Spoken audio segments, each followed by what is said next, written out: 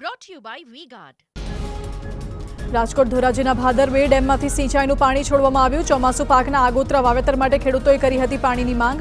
ખેડૂતોની માંગને ધ્યાને રાખી ભાદર બે ડેમમાંથી સિંચાઈ માટે કેનાલ મારફતે પાણી છોડાયું। કપાસ, મગફળી, સોયાબીન અને તુવેર સહિતના વાવેતર કરતા ખેડૂતોને થશે લાભ। રાજકોટના ધોરાજીમાં પાણીની ટાંકીમાં ભ્રષ્ટાચારનો કોંગ્રેસ પ્રમુખનો આરોપ। દિનેશ વોરાએ ટાંકીની કામગીરી પર ઉઠાવ્યા સવાલ। બાંધકામમાં નબળી ગુણવત્તાનો સામાન વાપરવામાં આવતો હોવાનો આક્ષેપ। સિમેન્ટ, રેતી અને કપચી નિયમ અનુસાર વાપરવામાં ન આવતી હોવાનો આરોપ।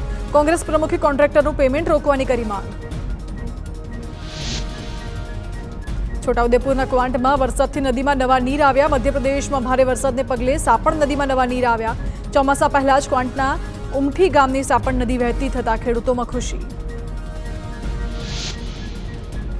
સુરેન્દ્રનગરમાં નર્મદાની કેનાલો બંધ કરવામાં આવતા ખેડૂતોનો સરકાર સામે રોષ। ખેડૂતોએ અખાત્રીજે કરેલા વાવેતર સુકાવવા લાગ્યા। ચૂંટણી પરિણામો જાહેર થતાની સાથે જ કેનાલો બંધ કરી દેવામાં આવી હોવાના આક્ષેપ। ખેડૂતોએ રોષ ઠાલવી કેનાલમાં પાણી છોડવાની કરી માંગ।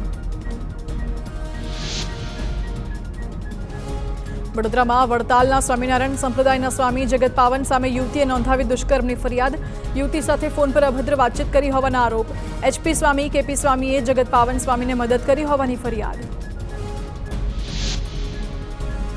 યુવતીએ જગત પાવન સ્વામી પર લગાવ્યા ગંભીર આરોપ। જગત પાવન સ્વામી વિદેશ ગયા ત્યારે યુવતી માટે ભેટમાં ઘડિયાળ લાવ્યા હતા। ઘડિયાળ આપવાના બહાને દુષ્કર્મ આચર્યું હોવાનો દાવો। ઘટના સમયે યુવતીની ઉંમર માત્ર 14 વર્ષની હતી। ફરિયાદી યુવતીનું મેડિકલ ચેકઅપ કરાવવામાં આવ્યું। સ્વામી જગત પાવનના મોબાઈલમાંથી અશ્લીલ વિડીયો અને તસવીરો હટાવવામાં આવે તેવી માંગ કરી પોલીસે પુરાવા એકઠા કરી આગળની તજવીજ હાથ ધરી। Brought to you by V-Guard.